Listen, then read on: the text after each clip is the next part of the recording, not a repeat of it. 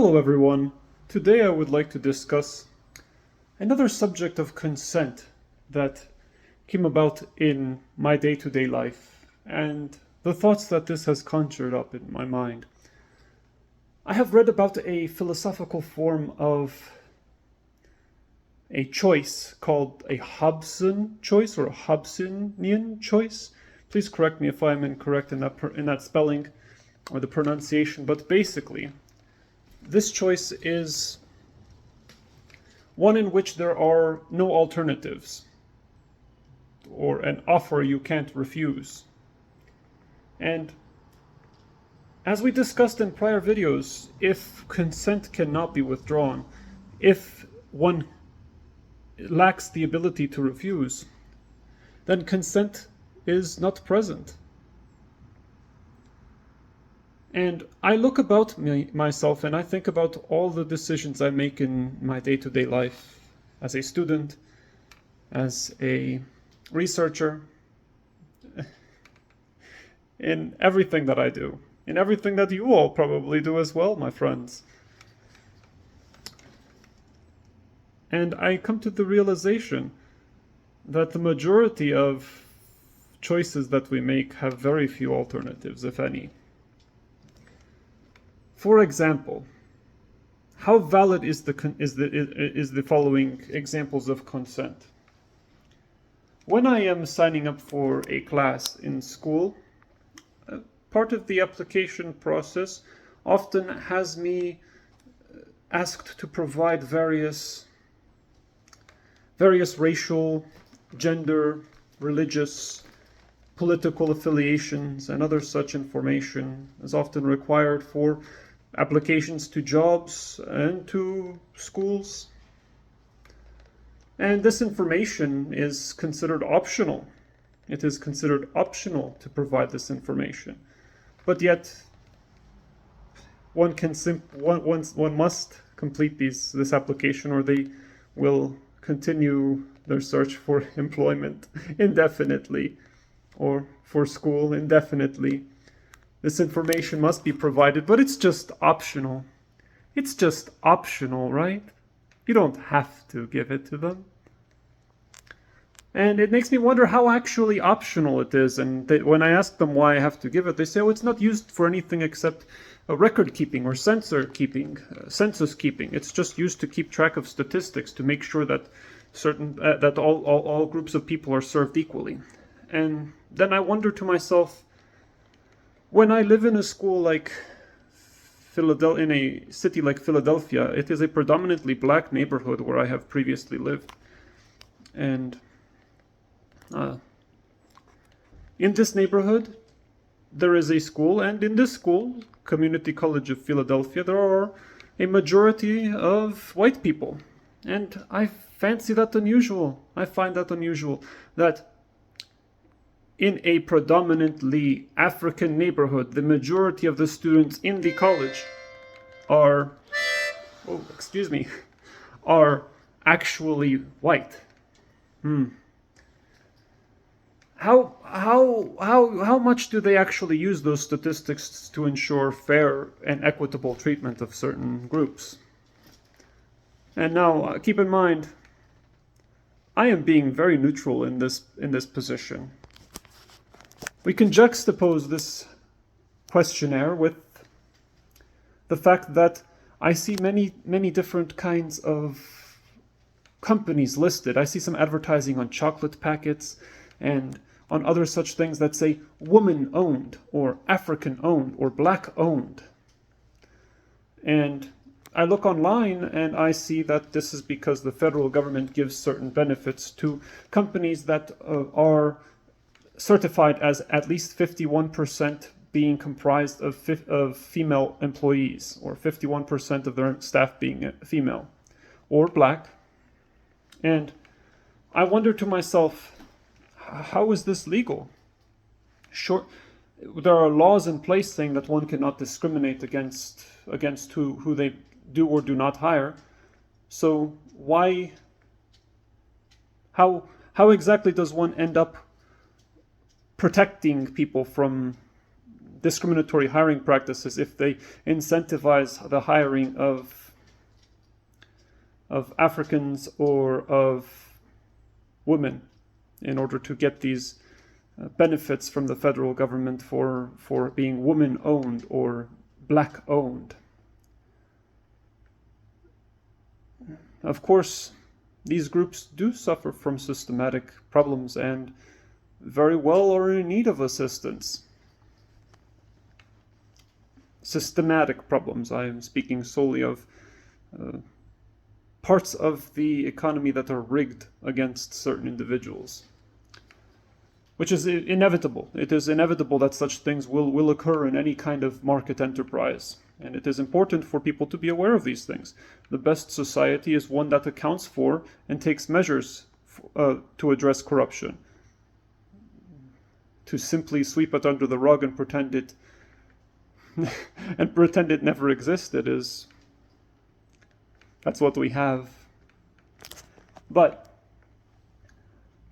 as we can see, this information is not actually voluntary. It must be provided, and when I am purchasing a textbook for class, it gives me the option that it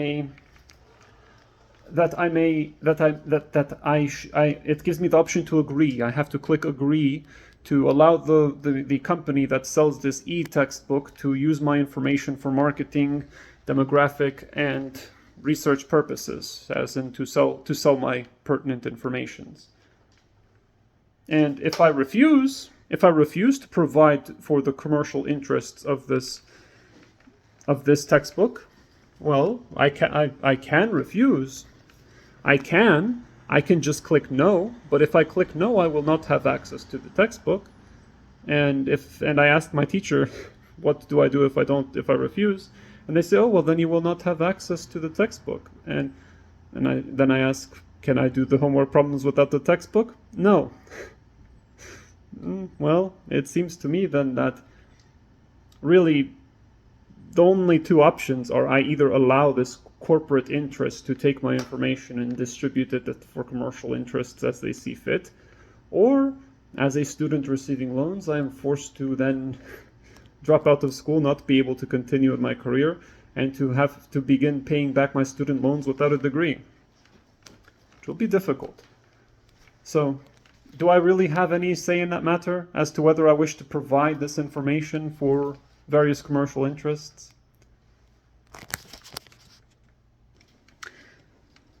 We can take this even further. Of course, there are many videos discussing constructive consent, such as, for example, how much is an apartment really worth? How much is a house really worth? Where I live, houses can cost around $700,000 easily. I can go and stack up some sticks against a tree near a river, and I can cover it in plastic bags, and I will have a very uncomfortable place to live. But it's free. Is a $700,000 house worth $700,000 solely because of the labor and materials involved in its production? Well, there are many such channels discussing this kind of consent. If this kind of consent particularly is of interest to you, feel free to let me know in the comments. But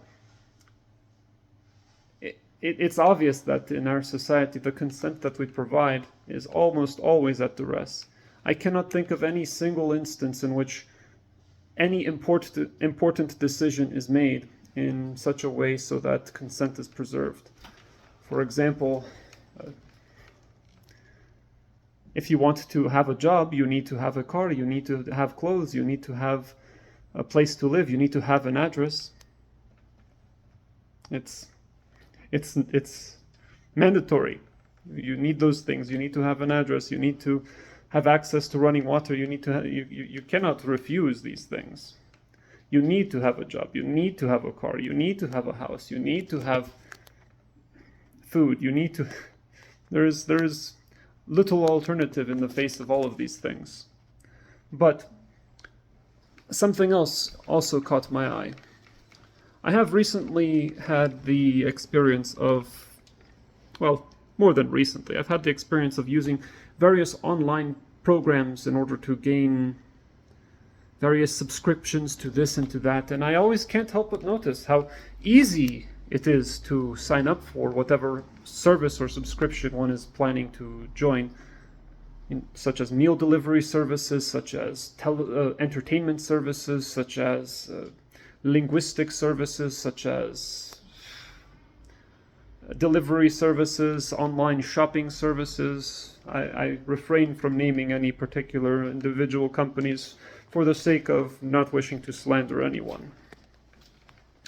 But it is so easy. It is this easy, my friends. I click, there is a big button right in my face. As soon as I am on the website, there is a big button that says, try now, free trial, free trial, free trial, free trial. Click here, free trial, sign up now. And it's a big button, you can see it right away, and you click on that button, and whoa, my telephone has all my information, all my credentials from previous purchases already saved and revved up and ready to go. So I may simply press once on the button to bring up the pay screen, and then with the pre-saved information of my phone that has all my bank pertinence, I can just with another click, I can sign up for it, for this free trial that will begin automatic payments of however much after a free trial period of 7 days or so. And I wonder to myself, it's so easy. It is very easy. In 2 clicks, I can already establish this obligation, and they will automatically bill my card. They will automatically bill my bank account, and I better remember to cancel that free trial membership, or else they will charge me. If I don't like it, I'd better remember it. And we live in an age of information. I don't know about you, but I know I have many subscriptions to various services online because I process information for a living. So I need translation services, I need linguistic services, language lessons, I need a lot of things like that. Mathematical assistance, a lot of different things. I really wish to refrain from going into details, but many subscriptions. And it is quite frankly a task in of itself to keep on top of them. I'd imagine that many people who also engage in entertainment services have many accounts, many subscriptions as well, and I wonder if they all keep track of them so well. So then I wish to cancel these subscriptions, and where do I go? How do I do that? Well, on one of these companies, I couldn't find where to cancel, and so I called them. And I asked them to cancel my subscription, and they said I had to do it online.